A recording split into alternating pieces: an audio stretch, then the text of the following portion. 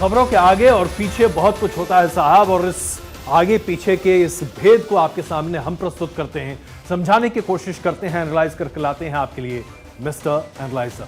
नमस्कार, मैं हूं अजय कुमार और आज जब हम चर्चा करने जा रहे हैं 88 लोकसभा सीट्स, 88 लोकसभा सीट्स की क्या होने जा रहा है दूसरे चरण के मतदान में, तो आज हमारे इस आकलन में हमारे साथ हमारे पॉलिटिकल एडिटर अदिति नागर शामिल हैं। अदिति, आपका बहुत स्वागत है मिस्टर एनालाइजर में। Thank you. पहले फेज के चुनाव में अदिति और मैंने आपके सामने प्रस्तुत किया था ओपिनियन पोल के साथ साथ क्या क्या होने की गुंजाइश है। 102 सीटों का एनालिसिस हमने आपके सामने प्रस्तुत किया था, लेकिन आज हम आपके सामने 88 सीट्स के एनालिसिस प्रस्तुत कर रहे हैं। ये बात सही है कि इस बार का हमारा एनालिसिस अगर ठीक वैसा ही रहा जैसा हमने पहली बार किया था, तो जाहिर सी बात है हम चर्चा और सुर्खियों में कुछ ज्यादा रहेंगे। अदिति, इसका अनुभव हमें काफी अच्छा रहा पिछली बार।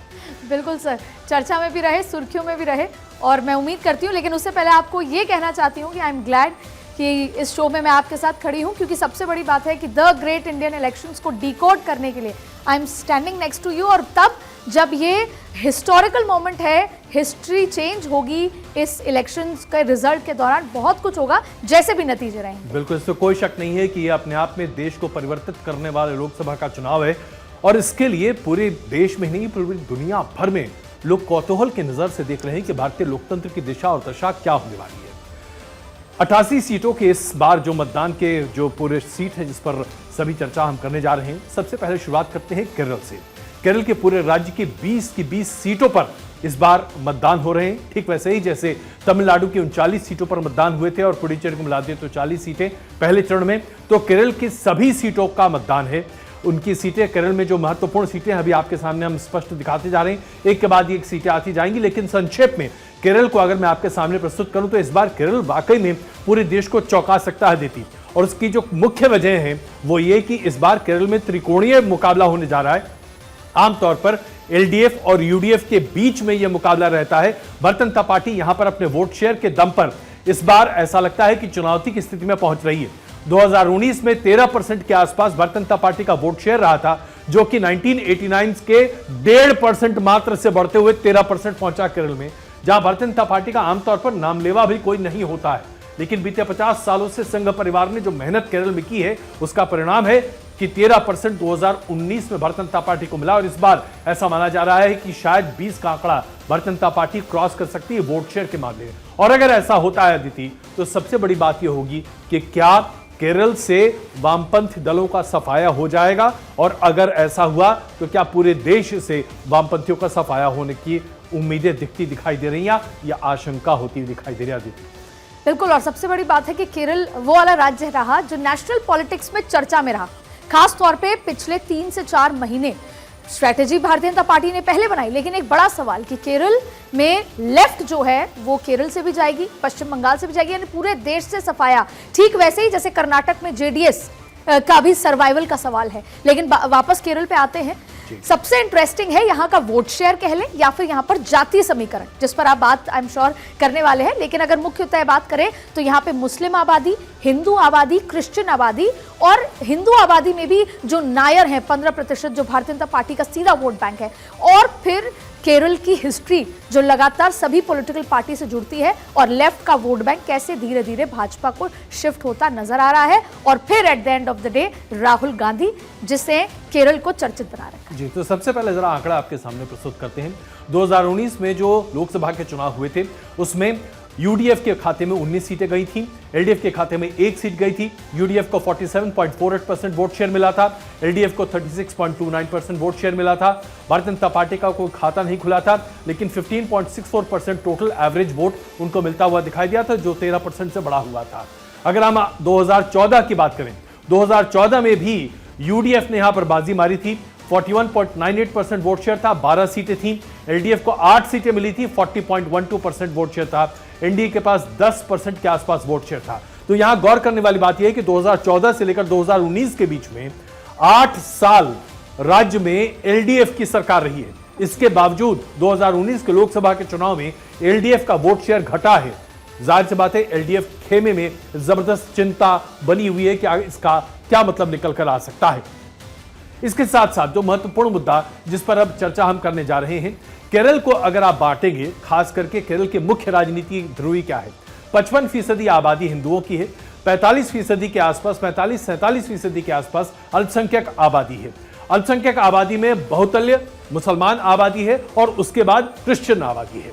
अब इसमें बंटवारा आमतौर पर क्या होता रहा है, जो गौर करने वाली बात यहां पर अद्वितीय है कि एलडीएफ के मुकाबले यूडीएफ की अपील आज केरल में इसलिए बहुत ज्यादा है क्योंकि मुस्लिम वोट बैंक को अब यह लगता है कि 2014 के बाद से अगर कोई एक पॉलिटिकल पार्टी है जो नेशनल लेवल पर भारतीय जनता पार्टी और एनडीए के खिलाफ खड़ी हो सकती है तो वो है यूडीएफ, यानी कि कांग्रेस की अगुवाई वाली गठबंधन। और इसीलिए एक मुश्त मुस्लिम वोट बैंक पूरे तरीके से एकत्रित होकर 2014 के बाद से लगातार कांग्रेस को वोट कर रहा है।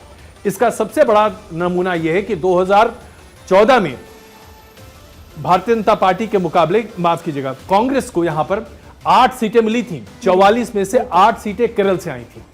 लेकिन जब आप 2019 की बात करते हैं तो 52 में से 16 सीटें केरल से आई थी। यह बताता है कि कांग्रेस की अपील वहां पर कितनी बढ़ गई है।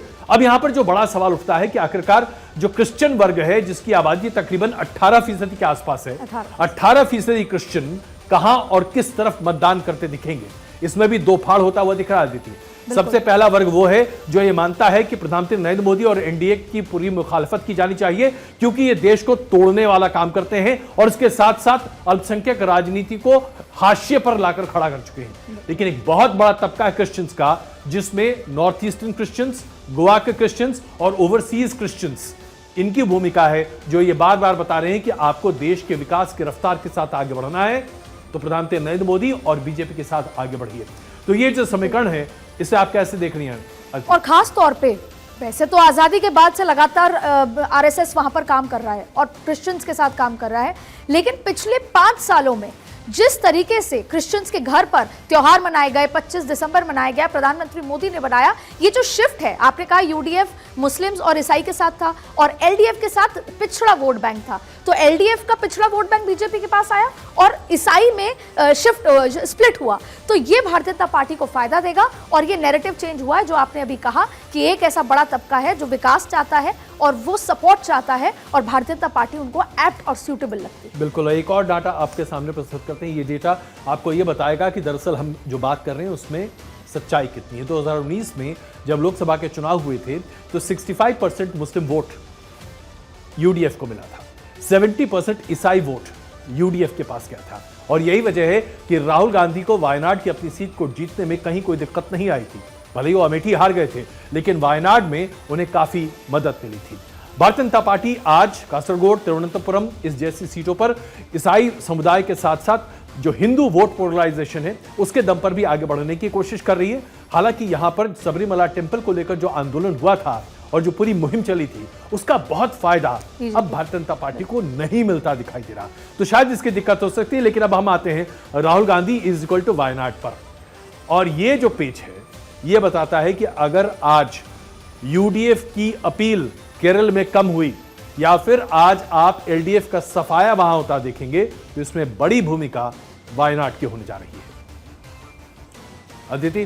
बिल्कुल, और सर वायनाड एक ऐसी सीट है जिस तरीके से उत्तर प्रदेश में हम सियासत और इतिहास को हमेशा नेहरू गांधी से जोड़कर देखते थे, अब एक नई सियासत भारतीय जनता पार्टी जब कहती है कि हमें कांग्रेस मुक्त भारत चाहिए और फिर दक्षिण में घुसने की कोशिश है, केरल में हिंदू वोट और क्रिश्चियनिटी की बात करती है वोट बैंक की, तो राहुल गांधी जब तक केरल से बाहर, खासतौर पे वायनाड से बाहर नहीं जाएंगे, भारतीय जनता पार्टी की वो जो पॉलिटिक्स है वो पूरी नहीं होती। और यही वजह है कि वायनाड में वैसे भी इंटरनल इंडिया गठबंधन की खींचतान शुरुआत से, जब से राहुल गांधी भी खड़े हुए थे और इंडिया गठबंधन आमने सामने था और उसके बाद फिर स्मृति ईरानी का पहुंचना, तो वायनाड पे भारतीय जनता पार्टी की और जो मॉनिटरिंग है पर डे टू डे में कितना वोट परसेंटेज आ रहा है, जिसे सर्वे कहा जाता है, वो हर 3 दिन में किया जाता है। इसलिए वायनाड इसीलिए नेशनल इशू बन चुका है। भारतीय जनता पार्टी की नजर जैसे उत्तर प्रदेश में हर एक सीट पर है अमेठी मिलाकर, वैसे ही वायनाड पर बनी। और इसमें एक चीज और मैं यहां पर जोड़ना चाहता हूं जो अपने आप में बहुत महत्वपूर्ण है। राहुल गांधी ने एलडीएफ के नेता यानी कि मौजूदा केरल के मुख्यमंत्री से कहा कि अगर आप प्रधानमंत्री नरेंद्र मोदी और एनडीए के मुखालिफत नहीं करते हैं तो जो बाकी 2 मुख्यमंत्री जेल में हैं आपको भी जेल में होना चाहिए था। देखिए, बहुत बड़ा बयान है ये, और ये इसलिए है क्योंकि इसी के आधार पर आप देख रहे हैं कि वामपंथ दलों और कांग्रेस के बीच में केरल में मारपीट है और पश्चिम बंगाल में एकजुटता है। तो ये अपॉर्चुनिस्टिक अलायंस की पूरी एक परिणति है जो अभी आपके सामने प्रस्तुत कर रहे थे। आइए अब बात करते हैं कर्नाटक की, जो कि अपने आप में बहुत महत्वपूर्ण है। 28 लोकसभा की सीटें कर्नाटक में हैं और इस दूसरे फेज में 14 लोकसभा सीटों पर मतदान होना है। ये अपने आप में बहुत महत्वपूर्ण इसलिए है क्योंकि ये आपको बताने जा रहा है कि किस आधार पर जो पूरा वोट शेयर है वो बदलता दिखेगा। इसमें जो आंकड़े हैं वो आपके सामने पहले प्रस्तुत पड़ेंगे, लेकिन इस जिन सीटों पर अभी मतदान होना है वो अभी हम आपके सामने स्क्रीन पर दिखा रहे हैं। उडुपी, हासन, दक्षिण कन्नड़ा, चित्रदुर्ग, उसके साथ साथ तुमकर, मांड्या, मैसूर, इस तरह के तमाम ये लोकसभा की सीटें जहां पर अभी मतदान होना बाकी है। आइए सबसे पहले कर्नाटक में आंकड़ों की बात करते हैं, विश्लेषण उसके बाद अदिति के साथ मिलकर मैं आपके सामने प्रस्तुत करूंगा। 28 सीटें हैं और इसमें भारतीय जनता पार्टी और कांग्रेस का क्या स्थिति रही थी 2019 में। आपके पास सबसे पहले भारतीय जनता पार्टी गठबंधन को यहां पर 26 सीटें मिली थी, 51.38% वोट शेयर था। कांग्रेस एक सीट जीत पाई थी, 31.8% वोट शेयर था। जेडीएस को एक सीट मिली थी, 9.67% वोट शेयर था। लेकिन जैसे ही आप 2014 की बात करते हैं तो वहां पर जो सीटें हैं वो अपने आप में एक अलग स्थिति प्रस्तुत करते हैं। वहां पर वोट शेयर जरा अगला बदला हुआ दिखाई दे रहा था, लेकिन हम आपके सामने यहां पर अब ये स्थिति उत्पन्न कर रहे हैं कि क्या अभी जो सीटें, जो 14 सीटें मतदान के लिए गई हैं, उसमें से 11 सीटों पर अभी भारतीय जनता पार्टी ने अपनी जीत हासिल कर रखी। तो इसलिए भारतीय जनता पार्टी के लिए साख का एक बहुत बड़ा ये मसला है। अब जो मुद्दे हैं वो क्या क्या हैं और किस तरह से वो प्रभावशाली होंगे। इस पूरे चुनाव में कर्नाटक की महत्वपूर्ण भूमिका इसलिए है क्योंकि दो पार्टियों ने अपने आप को अलग अलग तरीके से प्रस्तुत किया है। एक खेमा है कांग्रेस का, दूसरा खेमा है भारतीय जनता पार्टी और जेडीएस का। जेडीएस अपने लिए अस्तित्व की लड़ाई लड़ रही है और इसमें एक सवाल अदिति मैं आपसे पूछना चाहता हूं। जेडीएस ने अभी तक मुसलमान वोट बैंक को अपने साथ इंटैक्ट रखा था। एनडीए में शामिल होने के बाद क्या मुसलमानों का भरोसा पूरे तरीके से रोल बैक करता हुआ कांग्रेस तक नहीं पहुंचेगा? बिल्कुल पहुंचेगा सर, और इसके साथ साथ जेडीएस खुद इस असमंजस में है वोट बैंक की, क्योंकि जिस तरीके से पिछले नतीजे देखे हैं, खुद भारतीय जनता पार्टी ने भी, भारतीय जनता पार्टी के लिए पिछले नतीजे बहुत झटके वाले थे। जबकि आपने कहा कि आमने सामने भाजपा और कांग्रेस है, यानी कि ये सबसे ज्यादा पोलराइजेशन अफेक्टेड स्टेट मान सकते हैं। लेकिन खास तौर पर जेडीएस के साथ मैं क्योंकि वहां गई थी इसलिए मैं कुछ प्रमुख मुद्दे बताना इसलिए चाहती हूँ। पहला सबसे इंपॉर्टेंट फैक्टर कर्नाटक होता है कि हमने लेटली जैसे बहुत कुछ सुना है कि 370 अगर भारतीय जनता पार्टी को 300 तक भी पहुंचना है तो कर्नाटक वो राज्य है जहां पर स्वीप करना होगा, इसीलिए इंपॉर्टेंट है ये सबसे ज्यादा बीजेपी के लिए। दूसरी बात है ये वो सदर्न स्टेट है जहां पे भारतीय जनता पार्टी थोड़ा ईज मानती है और खो नहीं सकती। फिर अगर एक एक लाइन में बात करें, बीएल संतोष। दूसरी बात है कि पिछली बार बीएल संतोष फ्रंट पे थे और जो येदियुरप्पा पीछे थे। इस बार Yediyurappa is calling the shots. वैसे ही मल्लिकार्जुन खड़गे। फिर अगर इतिहास की बात करें तो चिकमंगलूर, इंदिरा गांधी, ऐसे बहुत सारे ऐतिहासिक चीजें हैं जो कर्नाटक में जुड़ती हैं। और फिर यहां पर एक लोकल मुद्दे, राम मंदिर का मुद्दा यानी कि राष्ट्रवादी मुद्दा। तो ये अमेलगमेशन है बहुत सारी चीजों का। इसीलिए सर जेडीएस की अस्तित्व की लड़ाई है, येदियुरप्पा के लिए भी अस्तित्व की लड़ाई है। कर्नाटक राज्य बहुत सारी चीजें डिसाइड करता है, चाहे वो कांग्रेस के लिए हो, इंडिविजुअल नेता के लिए हो। और सबसे और आखिरी मुद्दा, 2.5 साल का जो पैक्ट है कांग्रेस के अंदर, एक राज्य है जहां पर अभी खींचतान नहीं है पिछले 2 साल से। अगर यहां पर कांग्रेस अच्छा नहीं प्रदर्शन कर पाती तो यहां पर भी राजस्थान की तरह, हरियाणा की तरह आपको खींचतान देखने में लग जाएगी, क्योंकि दोनों ही नेता अपना 100% दे रहे हैं। लेकिन अगर हारते हैं तो यहां पर भी 2.5 साल की खींचतान आपके सामने। बिल्कुल। अब इसके साथ साथ एक महत्वपूर्ण मुद्दा तो भारतीय जनता पार्टी के लिए बहुत अहम है। कर्नाटक भारतीय जनता पार्टी के लिए दक्षिण भारत का गेटवे के तौर पर रहा और कर्नाटक में भारतीय जनता पार्टी के संस्थान, उसके साथ साथ प्रचार प्रसार और संघ परिवार की पैठ भी हमेशा बहुत जबरदस्त रही। वहां कई ऐसे मूवमेंट्स हमने देखे, खास करके जो कर्नाटक का कोस्टल बेल्ट है, मैंगलोर और उसके आसपास के इलाकों में, जहां पर भारतीय जनता पार्टी और संघ परिवार के कार्यकर्ता काफी सक्रिय हैं, जिसकी वजह से वहां पर हिंदू वोट बैंक काफी एकत्रित होता दिखाई दे रहा है। लेकिन इस बार के चुनाव में एक बड़ी बात दिखाई दे रही है और वो ये कि तटीय क्षेत्रों में इस बार कहीं कोई लहर नहीं है, कोई ऐसा मुद्दा नहीं है जो हिंदू वोट बैंक को एकजुट कर सके। इसलिए कई बार कोशिश की गई। देखिए, वहां पर हिजाब का मुद्दा उठा, वहां पर तमाम तरह के ऐसे मुद्दे उठे जिसकी वजह से ध्रुवीकरण की राजनीति को हवा दी जा सकती है, लेकिन इस बार ऐसा नहीं हो रहा है। इस बार जो महत्वपूर्ण बातें हैं वो ये है कि कांग्रेस ने इस पूरे चुनाव को, चूंकि राज्य में उनकी सरकार है, वेलफेयर मैकेनिज्म और वेलफेयर स्कीम्स पर आधारित कर दिया है। जैसे कि गृह लक्ष्मी योजना, अन्य भाग्य योजना, राज्य भर में महिलाओं के लिए मुफ्त बस यात्रा, परिवार की प्रमुख जो मुखिया महिला हैं उनको 2,000 रुपए देना, मुफ्त चावल, तमाम तरह की इस तरह की योजनाएं हैं जो कि सिद्धरामैया की सरकार दे रही है। और कहा जा रहा है कि सिद्धरामैया इज बेटर और मोदी इज बेटर। यह बात वहां पर बड़े पैमाने पर सार्वजनिक है। और यह पहला मौका मैं देख रहा हूं कर्नाटक में जहां पर भारतीय जनता पार्टी के मुकाबले कांग्रेस भी नैरेटिव को सेट करने में एक अहम भूमिका निभा रही है। इसलिए कर्नाटक की चुनौती भारतीय जनता पार्टी के लिए बहुत बड़ी है। अब देखना होगा कि कर्नाटक की इस चुनौती से किस तरीके से भारतीय जनता पार्टी निपटती है। और एब्सोल्युटली, लेकिन अगर हम अर्बन इलाके में जाएं तो मोदी मैजिक जो आप जिसका हम असल जिक्र करते हैं, वेव भले ही उतना ना दिखे, लेकिन ये जो कल्चरल शिफ्ट हुआ है जय श्री राम वाला, ये यहाँ पर देखने को मिला। और दूसरी बड़ी बात है फ्रीबीज।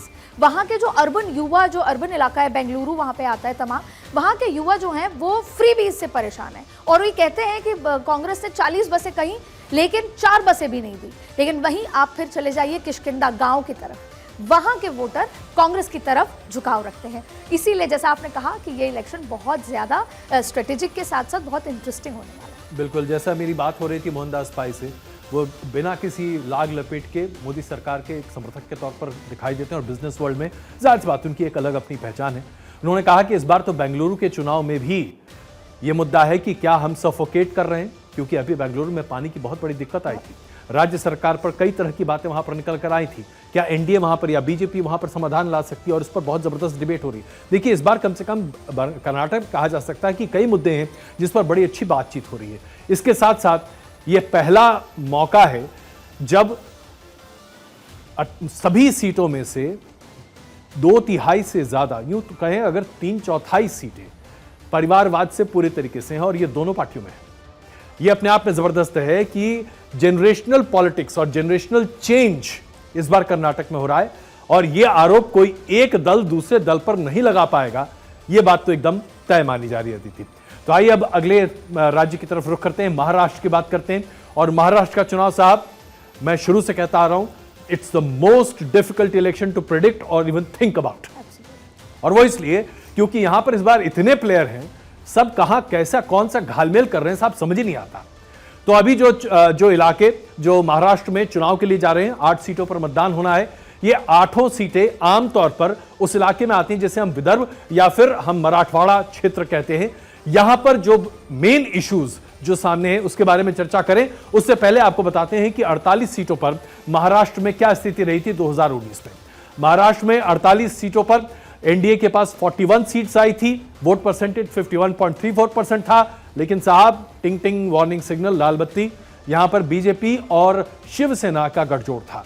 यूपीए जिसमें कि एनसीपी और उसके साथ साथ कांग्रेस साथ में थी, 5 सीटों पर जीती, 32.07% था। यहां पर कांग्रेस और एनसीपी के बीच में गठबंधन था, ट्याव यहां पर बंटवारा हो चुका है एनसीपी में भी। तो यानी Maharashtra is in a flux completely.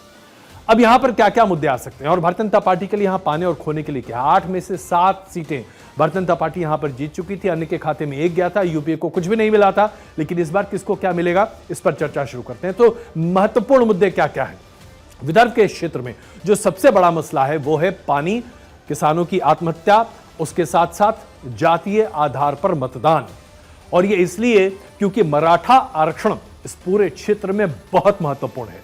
अब इसे लेकर कौन कहां खड़ा है? शरद पवार के साथ अजीत पवार ने मिलकर चुनाव लड़ा था 2019 में। इस बार अजीत पवार अलग हैं, एनडीए के साथ हैं और कहते हैं कि कास्ट सर्वे महाराष्ट्र में कराएंगे।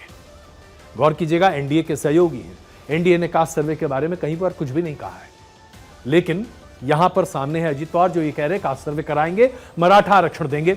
दूसरी तरफ जो गठबंधन है, महागठबंधन, वो ये कह रहा है कि हम कास्ट सर्वे कराएंगे और पिछड़ों को उनका अधिकार दिलाएंगे। भारतीय जनता पार्टी के पास इसका फिलहाल कोई मुखर जवाब नहीं है। दूसरे तौर पर यहां पर किसान आंदोलन को 2 बार दबाने की पूरी कोशिश की गई थी और इन दोनों बार में भारतीय जनता पार्टी की इसमें भूमिका दिखाई दी थी, जिसे लेकर किसान नाराज होते दिखाई दे रहे हैं। और उसके साथ साथ शुगर बेल्ट में भी Pawar versus Pawar is a fight to the end. यहां पर तो बेटी और बहू के बीच में लड़ाई है। तो जाहिर सी बात ही अपने आप में बड़ा महत्वपूर्ण है और कुल मिलाकर देखा जाए तो इस चुनाव पर अदिति सबकी नजरें भी होनी चाहिए। बिल्कुल सर, अब विदर्भ की बात कर लेते हैं। अगर लेमैन वाला कोई आंकड़ा दें तो विधानसभा चुनाव में विदर्भ में भारतीय जनता पार्टी 2014 के बाद से मोदी इंपैक्ट रहा है विदर्भ में, इसीलिए विधानसभा चुनाव में 60% बीजेपी के पास सीटें आई थी। पॉजिटिव बात कर लें तो फर्स्ट टाइम वोटर, युवा और महिलाएं नरेंद्र मोदी के उस करिश्मा से अभी भी बहुत ज़्यादा उत्साहित हैं। और सबसे बड़ी बात है कि अगर हम उसके अलावा जो नेगेटिव्स की बात करें तो स्प्लिट जिसकी आप जिक्र कर रहे हैं, पहले कौन सा शिवसेना साथ था, अब शिवसेना स्प्लिट हो चुकी है, ठीक वैसे ही एनसीपी स्प्लिट हो चुकी है। तो दोनों में ही संगठन की उतनी मजबूती नहीं है। और एक इंटरनल बैठक हुई भारतीय जनता पार्टी की, उसमें जिक्र हुआ कि महाराष्ट्र में भी हमारा वोटर बाहर जब तक नहीं निकलेगा वोट नहीं कराएगा। और फिर सबसे महत्वपूर्ण बात है नवनीत राणा की। नवनीत राणा का वो बयान, भारतीय जनता पार्टी की इंटरनल पॉलिटिक्स बहुत कुछ कहती है कि महाराष्ट्र में पॉलिटिकल पार्टीज क्या सोच रहे हैं। देखिए, इसमें कुल मिलाकर देखें तो महाराष्ट्र में इस बार इसलिए भी घालमेल बहुत ज़्यादा है। अशोक चौहान को इसलिए राज्यसभा की सीट दी गई क्योंकि भारतीय जनता पार्टी को लगा कि इसके आधार पर मराठा वोट बैंक उनके पास आ सकता है। अशोक चौहान के पिता मराठा राजनीति के एक बहुत ही बड़े भूमिका के किरदार के तौर पर सामने देखे जाते रहे और बहुत ही रिस्पेक्टेड फिगर रहे। उसके साथ साथ अजीत पवार को जिस तरह से साधा गया, यहां तक कि राज ठाकरे से भी ये कहवाया गया कि वो बिना किसी शर्त के समर्थन देने को तैयार है, यानी कि मराठा वोट बैंक में कोई डिवीजन ना हो, इसकी पूरी कोशिश की गई। न सिर्फ मराठवाड़ा में बल्कि मुंबई में भी राज ठाकरे का प्रभाव ज्यादातर कोंकण या मुंबई क्षेत्र में, लेकिन मराठा वोट बैंक एकजुट रहे। इसके बावजूद अशोक चौहान जितनी बार भी अपने चुनाव क्षेत्र नांदेड़ में गए, वहां पर उनका जबरदस्त विरोध देखने को मिला है। और यह भारतीय जनता पार्टी के लिए खतरे की घंटी बना, जिसकी वजह से उन्हें कह दिया गया कि आप घर पर बैठिए। इस तरह की जो बातें निकल कर आती हैं, यह बता रहा है कि अब सीट बाय सीट मार्किंग हो रही है और उसके आधार पर भारतीय जनता पार्टी कॉल्स ले रही है। और इसमें कोई शक नहीं है कि आज की डेट में एनडीए में भारतीय जनता पार्टी ही सबसे मुखर तरीके महाराष्ट्र में कॉल्स ले रही है। भारतीय जनता पार्टी की उम्मीद थी कि 48 सीटों में से कम 40 सीटें उसे हासिल करनी ही है और यही वजह थी कि भारतीय जनता पार्टी ने महाराष्ट्र में इतना बड़ा चेंज इफेक्ट भी किया। जरा सोचिए, शिवसेना को तोड़कर 2 फाड़, एनसीपी में 2 फाड़, सबको अपने साथ जुटा लेना और विधानसभा के चुनाव जो कि करीबन 4-5 महीने बाद होने वाले हैं, उसे लेकर बिल्कुल भानुमति का कुनबा बना लिया है भारतीय जनता पार्टी ने। आसान नहीं है इन तमाम लोगों के महत्वाकांक्षा को साथ लेकर चलना। Raj Thackeray is an add on factor. इसके बावजूद ये बहुत बड़ा रिस्क लिया गया है। ये गैम्बल प्ले ऑफ करता है कि नहीं, ये देखना होगा। आइए जरा राजस्थान की बात करते हैं। ये अदिति का फर्स्ट लव है, इसलिए इस पर सबसे ज्यादा चर्चा अदिति करेंगी। अदिति, बताइए आपके फर्स्ट लव के बारे में। तो देखिए, बहुत इंटरेस्टिंग है राजस्थान इस बार। और आप देखेंगे कि रोज राजस्थान में तो चर्चा होती है। आप अखबार खोल लें, आप लोगों से बात कर लें। वजह, क्योंकि राजस्थान जहां एक तरफ पिछले 2 बार से क्लीन स्वीप भाजपा के लिए हुआ, पहला, दूसरा विधानसभा में सरकार आई, लेकिन उसके बावजूद भी स्थितियां बदली हुई है। पहले फेज में काफी कुछ ऐसा लगा कि इंडिया गठबंधन के फेवर में गया, लेकिन ऐसा नहीं है। इस बार की जो 13 सीटें हैं उसमें केवल 3 सीटें हैं जो कहीं ना कहीं इंडिया गठबंधन थोड़ा एज पे दिख रहा है। बाकी 10 सीटें भारतीय जनता पार्टी के पास जा रही हैं। लेकिन फिर भी कांग्रेस क्या चाहती है? कांग्रेस चाहती है कैंडिडेट पर चुनाव हो और भारतीय जनता पार्टी चाहती है कि मोदी के चेहरे पर चुनाव हो। और ऐसी स्थिति में टोंक सवाई माधोपुर, बाड़मेर और अगर तीसरी बात करें तो महेंद्रजीत सिंह मालविया जहां से चुनाव लड़ रहे हैं। ये 3 सीटें हैं जो इंडिया गठबंधन के फेवर में है। बाकी सीटों पर भारतीय जनता पार्टी कॉन्फिडेंट है, बशर्त है कि फर्स्ट फेज का इंपैक्ट, लो वोटिंग का कह लें या मेंटल इंपैक्ट ना आए। इसीलिए नरेंद्र मोदी ने अपने वर्कर्स को रिक्वेस्ट किया है, ऑर्डर दिया है कि घर से बाहर निकलो। देखिए, आपने सीट वाइज डिक्लेयर किया, लेकिन जाहिर सी बात है हम सीट वाइज उतनी बातें इस पर नहीं करना पसंद करेंगे क्योंकि अब आचार संहिता लागू हो चुकी है, 48 आवर्स आ चुके हैं। लेकिन अगर हम मोटी बात करें, जो डेटा है उसके आधार पर बात करें, 2014, 2019 दोनों चुनाव में 25 की 25 सीटें भारतीय जनता पार्टी ने जीती। अगर आप 2019 का आंकड़ा देखें तो इसके बाद तो लगता है कि हर किसी को कहना चाहिए शहंशाह तुस्सी ग्रेट हो। 61.13% vote share Bharatiya Janata party का। भाई, इसके बाद और क्या लोगे आप? यही आप अगर हम कॉमन जबान में बात करें तो ये निकल के आता है। अब पहले फेज का मतदान हो चुका है, दूसरे फेज में यानी कि इस फेज में अब सारी सीटों का मतदान हो जाएगा। 26 तारीख को 13 सीटों का मतदान होना है और इन 13 सीटों में से सभी सीटें भारतीय जनता पार्टी ने जीती हैं। बट यहाँ पर कुछ चुनौतियाँ हैं जिसके बारे में चाहता हूँ कि अदिति आप थोड़ा सा एक ब्रॉडर विजन हमारे सामने रखें। सबसे पहले भीतरघात, कांग्रेस के मुकाबले यहाँ पर भारतीय जनता पार्टी ने जितने उम्मीदवार खड़े किए उसमें भीतरघात की स्थिति कहीं ज्यादा भारतीय जनता पार्टी के सामने दिखी। कांग्रेस के सामने भी ये परिस्थितियां दिखी, लेकिन उतने बड़े पैमाने पर नहीं। भारतीय जनता पार्टी के बहुत सारे नेता पूरी ताकत और दमखम के साथ राजस्थान के चुनाव में जुटे हुए हैं, खास करके राजस्थान के नेता।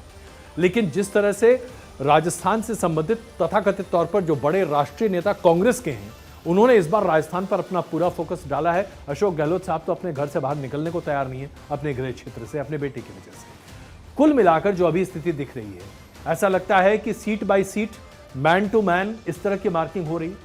अगर मोदी वेव नहीं है और अगर मोदी वेव है तो इसका कितना इंपैक्ट पड़ेगा, खास करके इस कॉन्टेक्स्ट में जहां अभी हम चर्चा कर रहे हैं। देखिए सर, पहले बीजेपी की बात कर लेते हैं। नरेंद्र मोदी के विकास के काम तो घर घर तक पहुंचे हैं। नरेंद्र मोदी ने प्रॉमिस किया कि मैं आऊंगा, तो वो कई बार गए भी। लेकिन अब चुनाव में क्या हो रहा है? चुनाव में भले ही नरेंद्र मोदी, अमित शाह और तमाम बड़े चेहरे उतर रहे हैं, लेकिन स्टार कैंपेनर वसुंधरा राजे नहीं आ रही, उसका इंपैक्ट है। मुख्यमंत्री उतने पॉपुलर नहीं है, संगठन की समझ रखते हैं लेकिन इलेक्शन मैनेजमेंट की अभी नहीं रखते। वो कहीं ना कहीं भारतीय जनता पार्टी कमजोरी है। जातिवाद, चुनाव राष्ट्रवाद पे होना चाहिए, जातिवाद पे शिफ्ट किया है कांग्रेस ने, ये भी एक कमजोरी है। और तीसरी बड़ी बात है भीतरगात, प्रत्याशियों में भी आपसी भीतरगात। लेकिन इसके इतर कांग्रेस पे जितनी सुस्त विधानसभा चुनाव में थी, इस बार वो एक्टिव नजर आ रहे हैं। सचिन पायलट का बहुत इंपॉर्टेंट रोल है गुर्जर वोट बैंक को वापस घर ले जाने का। विधानसभा में गुर्जर वोट बैंक नहीं गया था कांग्रेस के साथ, इस बार वो वापस ले जाने के लिए अब आतुर लग रहे हैं। सचिन पायलट भी काम कर रहे हैं। अशोक गहलोत का आपने जिक्र किया, वो ज्यादातर अपने बेटे के गृह क्षेत्र में है, लेकिन आज फिलहाल वो जोधपुर में है और उनका ये दावा है कि उन्होंने बहुत सारी रैलियां की हैं जो कहीं कहीं थी उससे ज्यादा की हैं। इसके साथ साथ भारतीय जनता पार्टी कांग्रेस पे भी लग ऐसा रहा है कि सब कुछ सामान्य है, लेकिन अशोक गहलोत और सचिन पायलट की खींचतान खत्म नहीं हुई है। यही वजह है कि उनको जालौर नहीं बुलाया गया। तो ऐसी बहुत सारी चीजें हैं, लेकिन कांग्रेस काफी कॉन्फिडेंट नजर आ रही है प्रत्याशियों के चलते ही। इसीलिए बॉटम लाइन है कि कांग्रेस चाहती है जाति पे चुनाव हो, कैंडिडेट पे चुनाव हो, और भाजपा चाहती है राष्ट्रवाद और नरेंद्र मोदी के चेहरे। आपने जातियों का जिक्र किया अदिति, इसलिए बहुत महत्वपूर्ण है। गुजरात से निकली एक हवा राजस्थान से होते हुए उत्तर प्रदेश तक पहुंच चुकी है। जब हम उत्तर प्रदेश पहुंचेंगे तो उस पर हम चर्चा करेंगे। राजपूतों की नाराजगी भारतीय जनता पार्टी से और गुजरात के मंत्री के, गुजरात में मंत्री जो कि केंद्र में हैं, उनके एक बयान से। और ये जो राजपूतों की नाराजगी है, ये कितनी भारी पड़ने जा रही है इस बार, या हम ये माने कि भारतीय जनता पार्टी जिस चीज में बहुत माहिर है, वो विरोधियों को या उन तमाम लोगों को जो नाराज होते हैं वक्त पड़ने पर बहुत अच्छे तरीके से मना लेती है, और इसमें उनकी माहिरता है। हमने अरुण जेटली के वक्त से इस चीज को देखा है। सबसे मुश्किल, टफेस्ट इक्वेशंस को भी जेटली साहब ऐसे क्रैक करते थे। ऐसा देखेंगे हम। भारतीय जनता पार्टी के इंटरनल क्यों ऐसा है? देखिए, भले ही नाराज हो, और ये मानती है भारतीय जनता पार्टी नाराज हो, और फिलहाल राजपूत सिर्फ, क्योंकि कई जगह उनको क्षत्रिय कहा जाता है, कई जगह उनको राजपूत कहा जाता है, कई जगह उनको ठाकुर कहा जाता है। ठाकुर है योगी आदित्यनाथ। तो अभी कितने ही राजपूत चेहरे हों, लेकिन राजपूत अगर थोड़ा बहुत मान भी रहे हैं तो वो योगी आदित्यनाथ से। ये मैं बात उत्तर प्रदेश से लेकर गुजरात तक आ रही हूँ, बीच में राजस्थान लेके। तो वो नाराज है, इसके उन्होंने अलग अलग वजह। राजस्थान में बताया कि हमारा सीएम नहीं बना, फिर ये बयान बहुत बड़ा आ गया। लेकिन अंततः खुद राजपूत, जब मैंने बात करी तो उन्होंने कहा कि हम कितना ही नाराज हो जाए, हम सपा को वोट तो नहीं देंगे, हम कांग्रेस को वोट तो नहीं देंगे, वोट हमारा घूम फिर कर आएगा बीजेपी के पास भी, लेकिन हम मुखर होकर अपनी बात रखना चाहते हैं और कहीं ना कहीं थोड़ा अलार्मिंग सिचुएशन बताना चाहते हैं कि हमको टेकन फॉर ग्रांटेड मत लीजिए। लेकिन बॉटम लाइन ये है कि राजपूत फिलहाल नाराज चल रहा है, उसके पास ऑप्शन नहीं। यानी टीना फैक्टर ने काम कर दिया और राजपूत एक बार फिर मानने को तैयार हो गए। चलिए, इससे भारतीय जनता पार्टी की बहुत सारी मुश्किलें आसान हो सकती हैं। क्या ये मुश्किलें उत्तर प्रदेश में भी, खास करके पश्चिमी उत्तर प्रदेश में आसान होंगी? इस पर अब चर्चा कर रहे हैं, क्योंकि अब हम बात करने जा रहे हैं उत्तर प्रदेश की। उत्तर प्रदेश की 8 सीटों पर मतदान होना। ये पश्चिमी उत्तर प्रदेश की 8 सीटें हैं। हम यहाँ पर बात कर रहे हैं अमरोहा की, मेरठ, बागपत, गाजियाबाद, गौतम बुद्ध नगर जहाँ हम अभी मौजूद हैं, बुलंदशहर, अलीगढ़ और मथुरा जहाँ से हेमा मालिनी उम्मीदवार के तौर पर मौजूद हैं। अब जब हम देखते हैं 80 सीटों का जो लेखा जोखा डेटा आपके सामने प्रस्तुत करते हैं। बीते साल यानी कि 2019 में जब चुनाव हुए थे तो उस वक्त एनडीए को यहाँ पर 64 सीटें मिली थी, 51.19% वोट शेयर था। कांग्रेस के खाते में मात्र 1 सीट आई थी और 6.41% वोट शेयर था। एसपी और बीएसपी का गठजोड़ था आरएलडी के साथ, 15 सीटें आई थी, 39.23% यहाँ पर वोट शेयर था। और यहाँ पर एक बार फिर से वार्निंग, जबरदस्त तरीके का रीअलाइनमेंट देखने को मिला है उत्तर प्रदेश में। आरएलडी ने इस बार बीजेपी के साथ अपना हाथ मिला लिया है। बीजेपी का गठबंधन एक बहुत ही बड़ा अम्ब्रेला एनडीए गठबंधन है, जिसमें आरएलडी भी शामिल है। समाजवादी पार्टी और कांग्रेस इस बार हाथ मिला चुके हैं, बीएसपी अलग है। यानी कि मुख्यतः अगर देखा जाए तो आज उत्तर प्रदेश में चार जगहों से मुकाबले की जगह घटकर 3 त्रिकोणीय मुकाबला हो गया है और ये अपने आप में दिलचस्प आंकड़े प्रस्तुत करता दिखाई दे रहा है। इन 26 तारीख को जब मतदान होने हैं 8 सीटों पर, उन सभी सीटों में से 7 सीटें भारतीय जनता पार्टी ने जीती थी और एसपी बीएसपी आरएलडी कंबाइन के पास 1 सीट आई थी। अब जरा हम यहां पर थोड़ा डिटेल में जाएंगे क्योंकि उत्तर प्रदेश जो है वो देश की एक तरह से पॉलिटिकल राजधानी है। 80 सीटें यहां से आती हैं साहब। जिसने उत्तर प्रदेश जीत लिया उसने देश जीत लिया। पंडित नेहरू के जमाने से यही चर्चा चली आ रही है। इसीलिए आप देखिए कि देश के लगभग कोशिश की जाती है कि हर प्रधानमंत्री उत्तर प्रदेश को रिप्रेजेंट जरूर करे। प्रधानमंत्री नरेंद्र मोदी भी वाराणसी शायद इसी वजह से गए हैं। अब मेरठ की चर्चा करते हैं। मेरठ में स्क्रीन के श्री राम जी मौजूद हैं, लेकिन वहां पर स्थिति अलग ही दिखाई दे रही है। जाति समीकरण के साथ साथ इस बार वहां पर वोट पॉलिटिक्स, जो कम्युनल पॉलिटिक्स है, वो भी बड़े पैमाने पर दिखाई दे रहा है।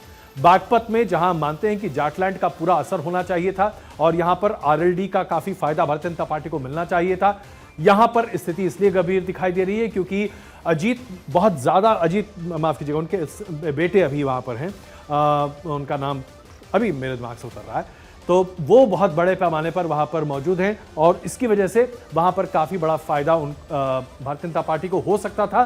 लेकिन यहां पर जो ध्रुवीकरण की राजनीति है वो बड़े पैमाने पर काम कर रही है। गौतम बुद्ध नगर में महेश शर्मा सांसद हैं, तीसरी बार उम्मीदवार के तौर पर हैं और यहां पर उनके लिए एंटी इनकम्बेंसी के साथ साथ कई और फैक्टर्स भी काम कर रहे हैं और अमरोहा में बीएसपी फैक्टर अपने आप में बड़ा जबरदस्त है। आपकी छोटी टिप्पणी यहां पर अदिति। सर मेरठ, अगर वन लाइन में बात करें, मेरठ बीएसपी वर्सेस, मेरठ यानी कि जय श्री राम, बिल्कुल BSP versus BJP. Amroha Sapa versus BJP. Aligarh अपना मुस्लिम प्रत्याशी हटा के अलीगढ़ में किस तरह का स्ट्रेटेजी बसपा ने की है, सीधा सीधा बीजेपी को टारगेट।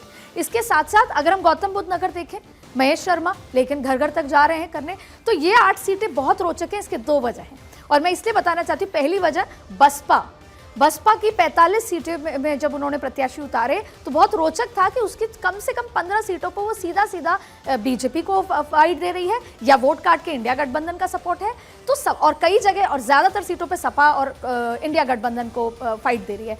सवाल मेरा आपसे भी ये है कि ये जो हाथी है ये 2.5 चाल चल रहा है, ये घोड़ा बन गया है, इस बार ये चाहता क्या है? ये बीजेपी की बी टीम नहीं लग रहा, ये इंडिया गठबंधन की भी बी टीम नहीं लग रहा, तो क्या ये अपने अस्तित्व को बताना चाहता है कि मैं जिंदा हूं, हाथी चुनाव में है? क्या स्थिति है? अदिति, हम शो के पहले चर्चा कर रहे थे, we were discussing this show, और उस दौरान मैंने आपके सामने ये कहा था कि अभी मैंने मायावती जी के भतीजे का एक इंटरव्यू पढ़ा और उसमें एक लाइन मुझे बहुत ज़बरदस्त तरीके से अट्रैक्ट कर रही थी। उनका कहना था कि अगर हम पहले से ही अपने बगावती तेवर भारतीय जनता पार्टी के खिलाफ स्पष्ट तरीके से सामने रखते तो विपक्ष की पार्टियों पर जिस तरह से जो कहा जाता है कि सुरक्षा एजेंसियां और जांच एजेंसियों की कुछ खास मेहरबानी होती है, वो हमारे ऊपर भी होने लगती और ये मेहरबानी उन पर ज़्यादा होती जो हमारे समर्थक हैं और वो इस मेहरबानी को सपोर्ट नहीं कर सकते थे, इसको अफोर्ड नहीं कर सकते थे, इसलिए हम चुप्पी साधे रहे। अब जब मौका आया है तो हम खुलकर सामने हैं। और एक छोटी सी बात, क्योंकि मैं फर्स्ट फेज से पहले मुजफ्फरनगर गई और उसके आसपास के इलाके, तो जाटों को लेकर, आरएलडी को लेकर एक बहुत रोचक बात है। मैं काका ताऊ के बीच में खाट पे बैठी, मैंने उनसे समझा आप कहाँ हैं, तो उन्होंने एक बात कही कि हमारे लिए इज्जत सबसे ज्यादा है। सपा ने हमें इज्जत नहीं दी, बीजेपी ने दी, तो हम बीजेपी के साथ जयंत साथ हैं। लेकिन दूसरे ताऊ ने एक और बात कही जो बहुत इंपॉर्टेंट है। उन्होंने कहा कि जब अजीत सिंह जी को हराया, उनको घर से निकाल दिया, यहाँ तक कि दिल्ली में उनका बंगला खाली हुआ तो सामान बाहर रख दिया, तो वो भी हमारी इज्जत की बात है। अब भले ही जयंत साथ हो, लेकिन हम ये नहीं भूलेंगे कि अजीत सिंह को हराया था, वो भी उनका मानना था कि ट्रिक करके हराया था। तो ऐसी स्थिति में एंटी इनकम्बेंसी भी है। तो जाटों का अब मैं इसलिए एग्जाम्पल देना चाहती हूँ कि मैंने खुद अपने कानों से सुना कि जाट भी कहीं ना कहीं आरएलडी और बीजेपी के गठबंधन पे थोड़ा कंफ्यूज्ड है और कई लोग दिल हार चुके हैं। इसमें देखिए कंफ्यूजन की स्थिति इसलिए है, मैं जयंत जी का नाम भूल रहा था इसलिए क्षमा चाहता हूं जयंत जी, माफ़ी चाहता हूं आपसे। लेकिन जयंत ने जिस तरीके से आखिरी लम्हे पर, देखिए पूरा किसान आंदोलन जब चल रहा था और दूसरी बार भी किसान दिल्ली पर घेरा बनाने की कोशिश कर रहे थे, घुसने की कोशिश कर रहे थे, तो जयंत और उनकी पूरी पार्टी किसानों के साथ खड़ी थी। लेकिन ऐन मौके पर उन्होंने पलटी मारा और एनडीए के समर्थक बन गए। जाहिर सी बात है इसका असर तो उन्हें झेलना पड़ेगा। इस बार मायावती, जैसा कि हमने आपको कहा और आप भी इस बात में चर्चा कर रही हैं, मायावती इस बार के उत्तर प्रदेश के चुनाव में एक्स फैक्टर हैं। अब ये एक्स फैक्टर कहां किसको एक्स करेगा ये देखने वाली बात है, एक्स का एक्स कहां चलेगा ये देखने वाली बात है। लेकिन अब जब आप समुदाय की बात करते हैं, एक बहुत ही दिलचस्प बात है जो कि कई रिपोर्टों में सामने आ रही है।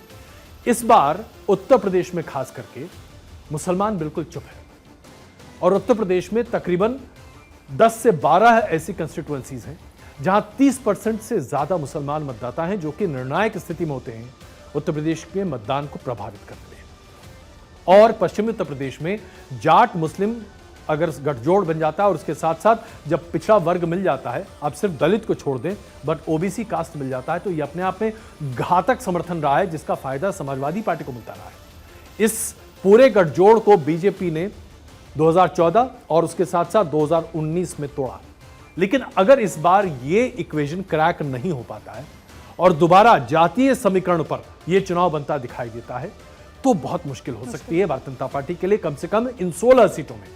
पहले फेज में देखें आप किस तरह से उत्तर प्रदेश की तमाम पार्टियां, खास करके समाजवादी पार्टी, कांग्रेस और उसके साथ साथ बीएसपी भी कह रही है भाई साहब हमने तो काम कर दिया।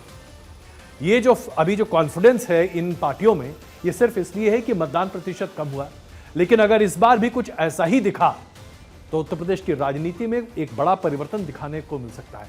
अब जैसे हम यहां पर गाजियाबाद की सीट की बात करें, अभी हम राजपूतों की बात कर रहे थे और इसलिए ये सीट मैं आपके सामने त्रिकोणीय मुकाबला है।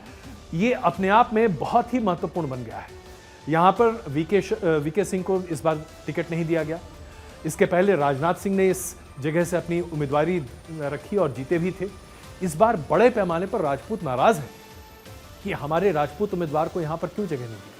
और इसी के आधार पर जिस तरह से बीएसपी ने यहां पर अपना कार्ड खेला है और समाजवादी पार्टी ने अपना यहां कार्ड खेला है, तो गाजियाबाद का समीकरण गड़बड़ाया है। ठीक वही स्थिति नोएडा में भी है, जहां पर महेश शर्मा, महेंद्र नागर और राजेंद्र सिंह सोलंकी, अब यहां पर बीएसपी ने राजपूत उम्मीदवार उतार दिया है। नोएडा में तकरीबन 2 लाख राजपूत वोट हैं। 2 लाख वोट कोई छोटी मोटी संख्या नहीं है, जिसका अच्छा खासा असर है। कुल मिलाकर देखा जाए तो ये चुनाव बड़ा दिलचस्प और देखना होगा कि फर्स्ट फेज और सेकंड फेज के इन 16 सीटों में अदिति कहां कौन कैसे करवट बदलता है, और मुसलमानों के बारे में कि क्या वो साइलेंटली वोट कर रहे हैं। इस पर मुझे लगता है कि हम पूरा 1 घंटे का शो कर सकते हैं। एब्सोल्युटली सर, ऐसे बहुत सारे मुद्दे हैं जिस पे मैं बसपा, सपा और तमाम मुद्दों पर, लेकिन you raised a very valid point. Not just Muslims in UP, I have been to half of the country, voters are silent majorly. In fact Uttar Pradesh और राजस्थान में इस बार बहुत कुछ अलग होता नजर आ रहा है जो हम भाप पा रहे हैं, पर वोटर साइलेंट है अक्रॉस। आप गाँव में जाएं, आप अर्बन इलाके में जाएं, माइक के साथ तो वो बोलेगा ही नहीं। अकेले आप चाय पी लें और कुछ बोल दें, लेकिन voter have become really smart and they are silent. ये देखिए, ये एक बहुत ही बड़ी यूँ कहें कि एक डायनेमिक शिफ्ट की बात कह सकते हैं। हम अगर बड़े पैमाने पर देखें तो 2004 के बाद से हमने मतदाता को अति उत्साहित होते दिखा था। वो एक अति उत्साह आपको दिखाई देता, आप माइल लेके पहुंचे 100 आदमी जमा जाता था किसी गाँव में और उसके बाद आपके पीछे लोग पड़ जाते थे। लेकिन आज लोग माइक देखकर, अच्छा भाई चलो बाद में बात करते हैं। लेकिन सर एक छोटा सवाल आपसे कि नॉट जस्ट वोटर्स, आपको ऐसा क्यों लग रहा है किसी भी पॉलिटिकल पार्टी का वर्कर भी उत्साहित नहीं है? देखिए, इस बार सबसे पहले जो एक बहुत बड़ी बात हुई है, प्रधानमंत्री नरेंद्र मोदी ने जब संसद में कहा कि भारतीय जनता पार्टी 370 सीट और एनडीए 400 प्लस, देखिए बहुत बड़ा ऐलान है देश के प्रधानमंत्री का कहना। ये कहने के लिए बहुत दम और जिगरा चाहिए। प्रधानमंत्री नरेंद्र मोदी ने जब ये बात कही तो ये हो गया कि भाई it's a foregone conclusion, BJP तो जीत ही रही है, आश्वस्त है। अब ऐसे में 2 स्थिति हो गई। एक तो बीजेपी का वोटर जो कि बहुत ही कार्डर बेस्ड है, बहुत ही सिस्टमैटिक है, ऑर्गेनाइज्ड है, चलो भाई कोई बात नहीं, पार्टी तो जीत ही रही, हम ना भी देंगे तो चलेगा। दूसरी तरफ वो लोग जो बीजेपी के विरोध में थे, उनका कहना है भाई बोलने का फायदा क्या, तो पहले ही जीत रहे हैं, वो चुप हो गए। तो इस बार वाकई में पत्रकारों के लिए ये उनके हर तरह की परीक्षा है। आप कहने के लिए कुछ भी कह लीजिए साहब, कंक्लूजन नहीं निकल पाता, आप कंक्लूजन पे नहीं पहुंच सकते। और जो व्यक्ति ये दावा कर रहा है कि मैं आज ये कह रहा हूं कल देख लीजिएगा, सैल्यूट ये मैं कह सकता हूं। आइए मध्य प्रदेश की बात करते हैं। मध्य प्रदेश की 6 सीटें हैं। 6 सीटों में टीकमगढ़, दमोह, खजुराहो, सतना, रीवा, होशंगाबाद, इन तमाम सीटों पर मतदान होने हैं 26 तारीख को। टोटल सीट्स जो मध्य प्रदेश में है 29 है, जिसमें भारतीय जनता पार्टी का वोट शेयर जबरदस्त रहा है 58%। 28 सीटें भारतीय जनता पार्टी ने 2019 में जीती। कांग्रेस ने 1 सीट छिंदवाड़ा की जीती थी, 34.5% के आसपास वोट शेयर था। बीएसपी का वोट शेयर यहां पर 2.5% था। लेकिन अब यहां पर मुद्दे क्या क्या है और भारतीय जनता पार्टी के लिए यहां पर खोने के लिए क्या है? सभी 6 सीटें। सभी सीटें जीतनी पड़ेंगी, क्योंकि देखिए राजस्थान, मध्य प्रदेश, गुजरात, इन सभी राज्यों में जब आप बात करेंगे तो भारतीय जनता पार्टी के लिए सिर्फ खोने के लिए है, पाने के लिए कुछ नहीं, क्योंकि पहले ही सब कुछ पा चुके हैं और आज नहीं 2014 से पा रहे हैं। तो अब यहां पर क्या क्या मुद्दे हैं? मध्य प्रदेश में चूंकि हम कह चुके हैं कि गुजरात के बाद मध्य प्रदेश ही हिंदुत्व की एक दूसरी बड़ी लेबोरेटरी है। यहां पर राम मंदिर निर्माण का मुद्दा बहुत अहम मुद्दा है। इसे लेकर आपने देखा कि बड़ा फैसला और डायनेमिक चेंज भी इस बार मध्य प्रदेश में दिसंबर में विधानसभा के चुनाव में देखने को मिला था, क्योंकि तारीखें अनाउंस हो चुकी थी। पता था हर किसी को कि जनवरी में शिलान्यास होना है और राम मंदिर में आप श्री राम के दर्शन कर सकते हैं। इसके साथ साथ यहाँ पर स्थानीय बनाम बाहर का एक बड़ा फैक्टर है। रीवा में अलग तरीके की एक नाराजगी है। बुंदेलखंड पलायन अपने आप में पुराना ऐतिहासिक हिस्टोरिकल एजेंडा है, लेकिन जो कुछ एक सीटें हैं जिसे लेकर बहुत रोचक है वो है सतना। सतना को इस बार ऐसा माना जा रहा है कि भारतीय जनता पार्टी के लिए ये अपने आप में सबसे चुनौतीपूर्ण सीट होने जा रही है। मध्य प्रदेश के बारे में आपकी क्या राय है? देखिए सर, ये जो 400 पार का आंकड़ा दिया था ये तब आया उस जोश में जब ये जो बिग ऑक्टेन इश्यूज थे, पहला मध्य प्रदेश, छत्तीसगढ़, राजस्थान जीत लेना, उसके बाद सारी की सारी हवा ही बदल गई। हवा जो गुब्बारा है 2024 के चुनाव का वो बहुत ऊपर तक चला गया। वजह थी इन तीनों के चुनाव और ये भारतीय जनता पार्टी के लिए बहुत कॉन्फिडेंस की बात थी। और दूसरा था राम मंदिर का जो ये गर्भगृह। ये दो बड़े मुद्दे हुए इस चुनाव के ठीक पहले जो भारतीय जनता पार्टी को, और आज भी मध्य प्रदेश और छत्तीसगढ़ शोध का विषय है। लेकिन जिस तरीके से पहले जीत हासिल करी और इतना बड़ा मैंडेट, अब कैसे होगा? क्योंकि देखिए बहुत सारे शत्रप चाहे कांग्रेस से भी आए हुए हैं, बहुत सारे इन सारी सीटों पर हैं। ऐसी स्थिति में भारतीय जनता पार्टी के लिए मध्य प्रदेश भी नाक की लड़ाई है। अब मामा दूसरे तरीके से चुनाव लड़ रहे हैं, खुद का चुनाव, प्रदेश का चुनाव नहीं। तो ऐसी स्थिति में मनोज यादव का रहना और तमाम स्थितियों में मध्य प्रदेश जो चुनाव है ये बहुत ज्यादा रोचक होता है और बीजेपी अफोर्ड नहीं कर सकती एक भी सीट लूज कर। बिल्कुल, और बीजेपी ये भी अफोर्ड नहीं कर सकती कि बिहार में वहां कहीं नुकसान हो।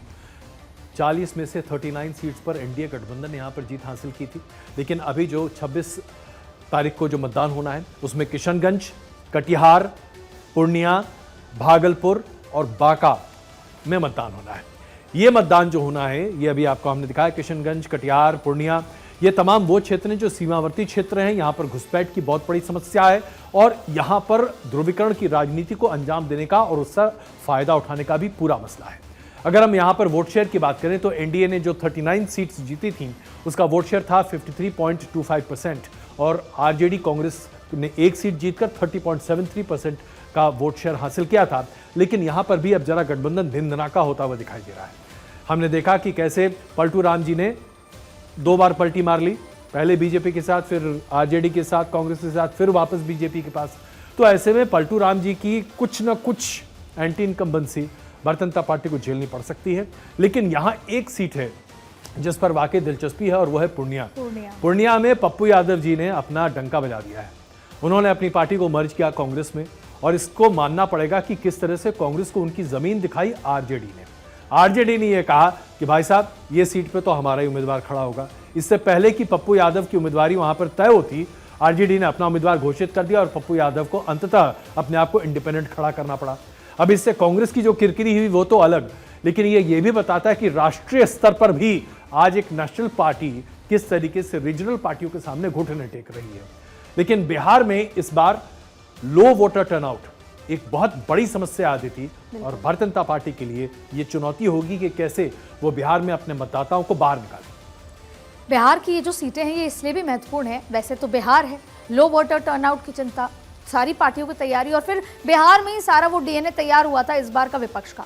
लेकिन ये एक तो पूर्वी बिहार की सीटें हैं जो पश्चिम बंगाल से लगती हुई हैं, तो इसका impact all the more important है। पूर्णिया आपने बताया, लेकिन इन 5 में जो 3 मुख्य सीटें हैं, एक पूर्णिया, एक भागलपुर और एक किशनगंज, ये तीनों बहुत रोचक सीट होने वाली है कि किस तरीके से यहाँ पर कैसे चुनाव होता है, कितना वोटर परसेंटेज के साथ साथ जातीय समीकरण और जो पार्टियों का समीकरण। और तीसरी बड़ी बात है कि बिहार में अस्तित्व इस बार, जैसे हम जेडीएस में बात कर रहे थे, वैसे ही यहाँ पर सर्वाइवल का नीतीश कुमार पे भी एक बड़ा सवाल है कि वो इधर से इधर ये चुनाव के बाद और उनके नतीजों के बाद नीतीश कुमार का भविष्य भी बहुत कुछ दिशा और दशा बताए। बिल्कुल, आइए बात करते हैं। आपने पश्चिम बंगाल का जिक्र किया तो पश्चिम बंगाल में 3 सीटें हैं जिस पर 26 तारीख को मतदान होने जा रहा है, दार्जिलिंग, रायगंज और बलूरघाट।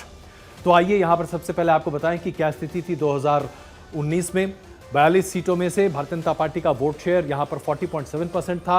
18% 18 सीटें यहां पर भारतीय जनता पार्टी ने हासिल की थी। कांग्रेस को 2 सीटें मिली थी 5.67%। टीएमसी के पास 22 सीटें गई थी 43.3%। लेकिन यहां पर अब लड़ाई रोचक हो जाती है। जो 3 सीटें जिस पर आज मतदान होना है 26 तारीख को, उसमें से 2 सीटें भारतीय जनता पार्टी के लिए चुनौतीपूर्ण है, एक दार्जिलिंग और दूसरा बेलूरघाट। दार्जिलिंग की चुनौती इसलिए है क्योंकि एक ऐसी सीट जहां भारतीय जनता पार्टी ने टीएमसी के तमाम हवा के बावजूद जीत हासिल की है।